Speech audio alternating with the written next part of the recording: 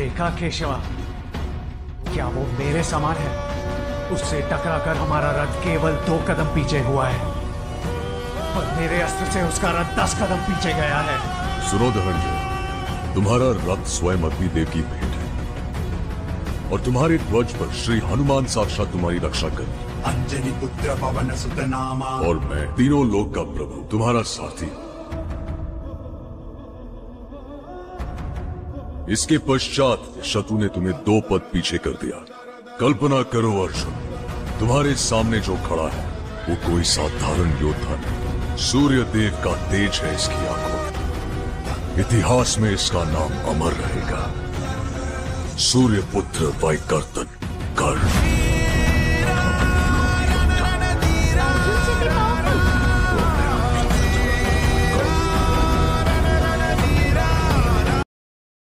ओम शांति। मीठी मीठी क्षमा, आत्मा को मीठी मीठी याद, प्यार, शुभ अमृतवेला और नमस्ते।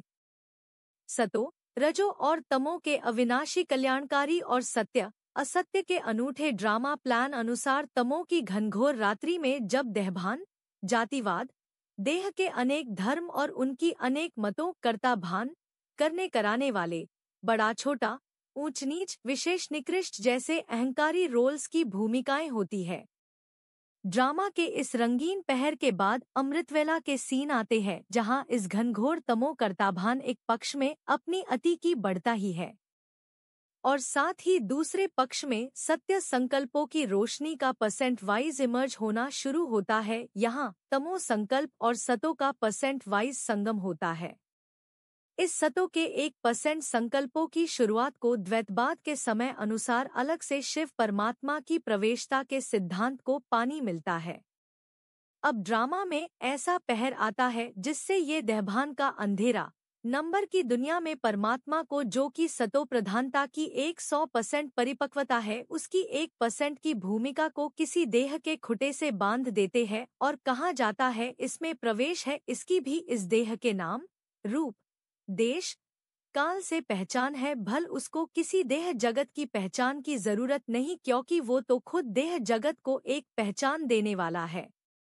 जो पहचान देने वाला है उसको ये देह जगत पहचान क्या पहचान दे सकता है। लेकिन तमोकर्ता भान के अहंकार में ये रोल भी मिले, जहाँ 7 ऋषि या 7 प्रजापिता ब्रह्मा या 7 देह के धर्मपिता या कहो 7 ज्ञान सागर और 5 महाद्वीपों के जैसे जड़तत्वमयी धरनी की रूपक रोल्स भी आए, जहाँ से ये संकल्प आया कि यहाँ शिव प्रवेश है और हम प्रजापिता और माता है। डराने के संकल्प आए, जैसे कि माता पिता को नहीं माना तो ऐसा होगा वैसा होगा, कुछ गलत बोल दिया तो बाप से मिल नहीं पाएंगे और ही धर्मराज से दंड मिलेगा, आदि आदि।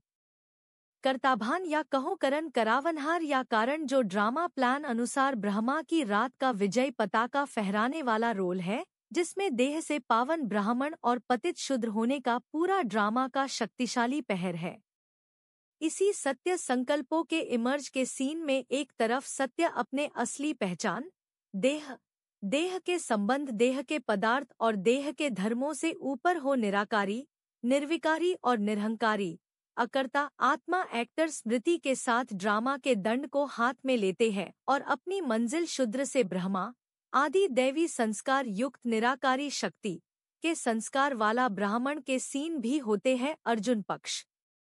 ड्रामा प्लान अनुसार अब अमृतवेला में ड्रामा का अगला पहर, जिसमें अर्जुन पक्ष यही सत्य संकल्प परसेंटेज वाइज बढ़ते हैं और असत्य संकल्पों की परसेंटेज घटती है। क्रम अनुसार जब 51% होती है, पवित्रता के बल से ब्राह्मण स्मृति को बढ़ता हुआ पाते हैं, और जैसे ही ये ब्राह्मण निराकार स्मृति 83% होती है, शुद्धपना 17% होता है, तो सत्य का सारा खजाना आने लगता है, और 84% होते ही संकरण नर नारी द्वैत देह की पहचान संगम हो, परमात्मा के दैवी अर्धनारीश्वर संस्कार इमर्ज होने शुरू होते हैं। इसी को 84 घंटे वाली दैवी की स्टेज आनी शुरू होती है। यहाँ अब अपनी पहचान में दैवी माँ मीठी मीठी आत्मा का अजपाजाप शुरू हो जाता है, और जैसे जैसे ये ड्रामा का पहर आगे बढ़ता है, उस दौरान अर्जुन पक्ष दिव्यता को पाता चला जाता है। दैवी संपदा,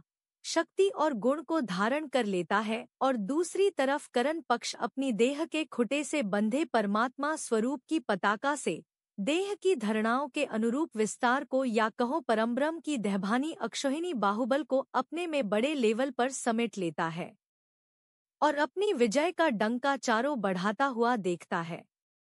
अगले पहर अर्जुन पक्ष में दिव्यता की परसेंट बढ़ती है और शंकर अर्धनारीश्वर रूप में तीसरा असली शिव पहचान का नेत्रपात त्रिनेत्री, त्रिकालदर्शी और त्रिलोकीनाथ की स्टेज को पाते हैं, जहां वो अपनी त्रिमूर्ति की अव्यक्त पहचान में तीनों परमब्रह्म निराकार परमात्म स्वरूप, साकारी अर्जुन स्वरूप और आकारी हनुमान स्वरूप की स्मृति एक ही ब्राह्मण तपस्वी अग्नि के समान देह में रहते पाते हैं।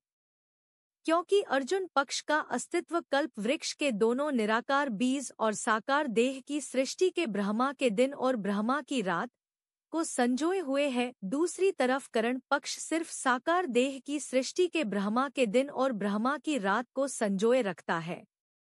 अब जब दो पुर नर नारी की साकार सृष्टि का अंत का पहर होता है ड्रामा प्लान अनुसार, तब करण पक्ष और अर्जुन पक्ष के संकल्पों, वाचा और एक्शन का महाभारी महाभारत युद्ध होता है। इसी युद्ध का ये सीन है जहां अर्जुन और कर्ण आमने सामने होते हैं। अर्जुन जहां त्रिमूर्ति स्मृति युक्त है लेकिन है तो अभी कर्ण के पक्ष वाली जमी पर। ये जमी है तो दोनों की, लेकिन युद्ध के दौरान कर्ण अपने में शक्तिशाली है।